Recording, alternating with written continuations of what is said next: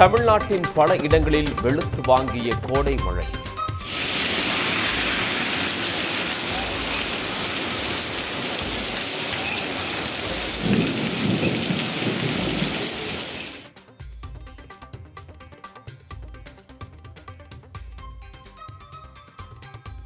மேலூர், சிவகங்கை, கும்பகோணம், கமுதியில் கொட்டிய மழையால் தணிந்தது வெப்பம்.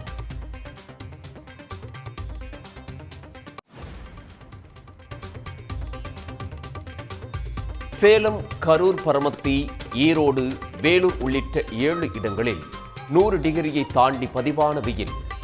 அதிகபட்சமாக சேலத்தில் 102 டிகிரி ஃபாரன்ஹீட்டை தாண்டி வெயில் சுட்டெரித்ததால் மக்கள் அவதி.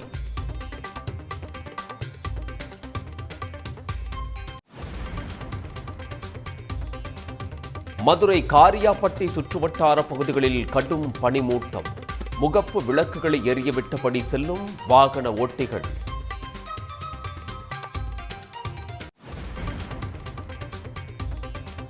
அதிகாரம் என்பது எளியோருக்கு உதவும் வகையில் இருக்க வேண்டும் என யுபிஎஸ்சி தேர்வில் வென்றவர்களுக்கு அறிவுரை.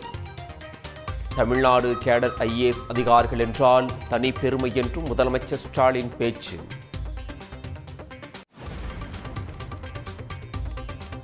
புதுச்சேரியில் பாஜக நிர்வாகி 5 பேர் கொண்ட கும்பலால் வெட்டி கொலை. லாஸ்பேட்டை போலீசார் வழக்கு பதிவு செய்து விசாரணை.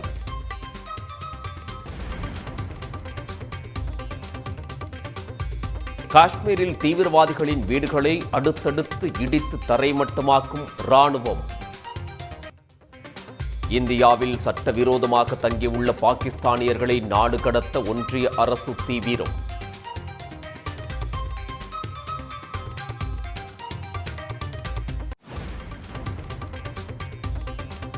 பகல்காம் தாக்குதல் குறித்து விவாதிக்க நாடாளுமன்ற சிறப்பு கூட்டத்தொடரை கூட்ட வலியுறுத்தல். பாகிஸ்தானுக்கு எதிராக தீர்மானம் நிறைவேற்ற முன்னாள் ஒன்றிய அமைச்சர் கபில் சிபல் வலியுறுத்தல்.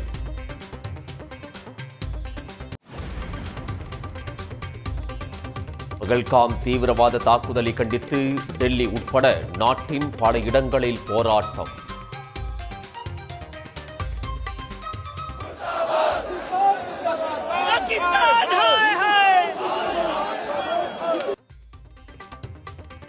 நேபாளம், ஆஸ்திரேலியாவிலும் இந்தியாவுக்கு ஆதரவாக ஏராளமானோர் பேரணி. IPL தொடரில் மழையால் கைவிடப்பட்ட பஞ்சாப், கொல்கத்தா இடையிலான போட்டி. 201 ரன்கள் குவித்து வலுவான நிலையிலிருந்தும் பஞ்சாப் அணிக்கு ஏமாற்றம்.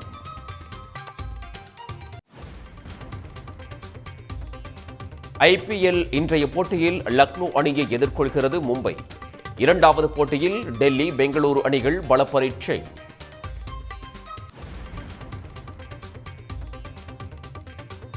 விஜய் தலைமையில் கூட்டணி முயற்சிக்கு கதவை மூடினேன். விடுதலை சிறுத்தைகள் தலைவர் திருமாவளவன் பேச்சு.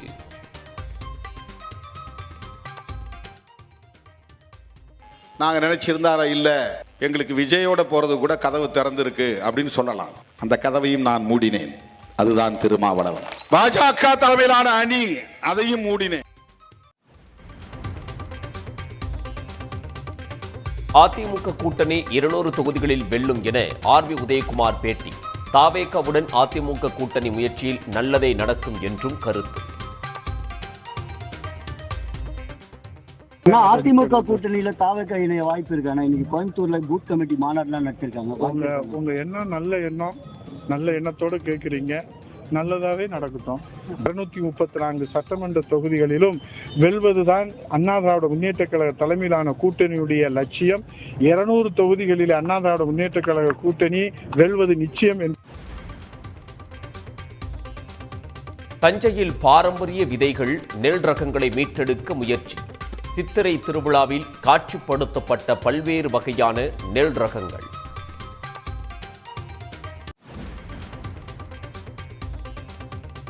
சென்னையில் இண்டிகோ ஏர்லைன்ஸ் விமானத்தின் டயர் வெடித்ததால் பரபரப்பு. ஓடுபாதையில் சாமர்த்தியமாக விமானத்தை நிறுத்தி 166 பேரின் உயிரை காப்பாற்றிய விமானி.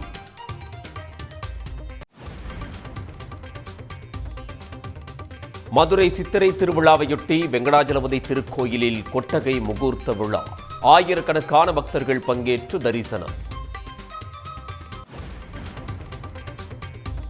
நேஷனல் ஹெரால்டு வழக்கில் சோனியா காந்தி, ராகுல் காந்திக்கு நோட்டீஸ் அனுப்ப மறுப்பு.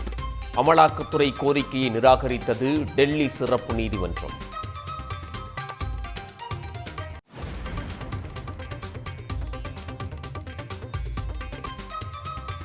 சபரிமலையில் இயற்கை மரணமடைய பக்தர்கள் குடும்பத்துக்கு 3 லட்சம் ரூபாய் நிவாரணம். திருவிதாங்கூர் தேவஸ்தானம் முடிவு.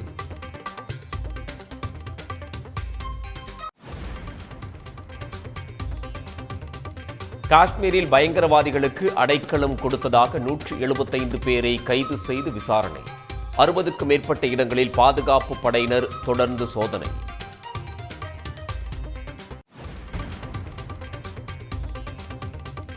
வாட்டிக்கனுக்கு வெளியே புனித மேரி மேஜர் பசிலிக்கா பேராலயத்தில் போப் பிரான்சிஸ் உடல் நல்லடக்கம். இறுதிச் சடங்கில் குடியரசுத் தலைவர் முர்மு, அமெரிக்க அதிபர் ட்ரம்ப் உள்ளிட்ட உலக தலைவர்கள் பங்கேற்பு.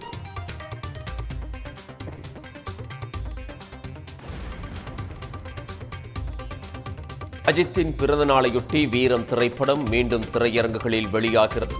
ரீ ரிலீஸ் ட்ரெய்லரை வெளியிட்டு பட தயாரிப்பு நிறுவனம் பிறந்த நாள் வாழ்த்து.